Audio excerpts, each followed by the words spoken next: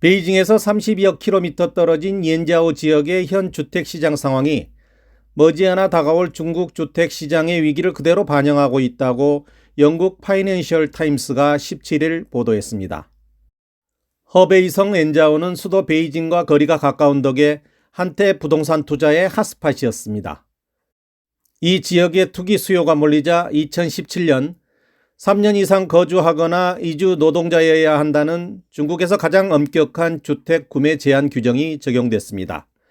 주택 가격이 폭락했고 많은 투자자가 미처 털고 나오지 못했습니다. 옌자오의 부동산은 수년에 걸쳐 가격 하락이 지속돼 현재는 많은 주택 소유자들이 부동산 시가를 훨씬 초과하는 주택담보대출에 대해 걱정하는 처지에 이르렀습니다.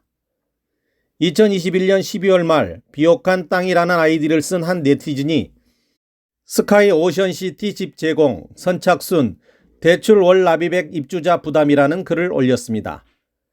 2016년 그는 평당 약 1663만원, 총 2억 300만원의 12평짜리 원룸 하나를 구입했으며 4년 이상 월 79만원씩 주택담보대출금을 갚아왔습니다.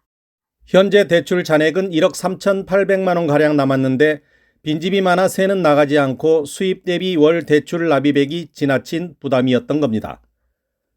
같은 달 SNS에는 옌자오 주택 소유자의 이 집 공짜라는 글도 올라왔습니다.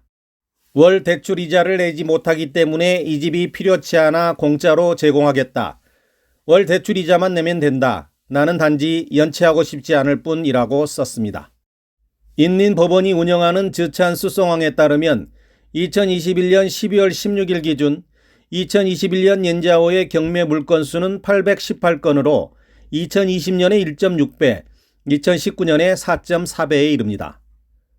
또 이 웹사이트가 보여주는 채권자 대부분이 은행기관이어서 경매에 넘어간 물건들이 대부분 대출이자를 갚지 못한 체납자들의 소유임을 보여줍니다. 2020년 이후 옌자오의 주택가격은 최고점이었던 평당 2,500만원에서 1,250만원 이하로 떨어졌습니다. 정부의 정책 대응에 정통한 여러 소식통에 따르면 옌자오는 최근 외부 거주자의 토지 구매 금지 시행을 중단했지만 이 결정을 공개적으로 발표하지 않았다고 합니다. 현지 부동산 중개인 왕청둥은 파이낸셜 타임스에 정부는 새로운 규정이 투기를 촉발할 것을 우려해 새 규정에 대해 많은 사람들에게 알리지 않았다며 하지만 정책을 널리 알리지 않고 어떻게 판매를 촉진할 수 있겠는가라고 말했습니다. 사너시 한 관계자는 구매 제한 정책이 바뀌지 않았다고 말했습니다. 홍콩 항생은행 중국 지점의 수석 이코노미스트 왕단은 파이낸셜 타임스에 중국의 많은 도시가 수요 부족으로 옌자오와 같은 주택 경기 침체에 빠질 수 있다는 예측을 내놓고 있습니다. 진실탐사대 이원선입니다.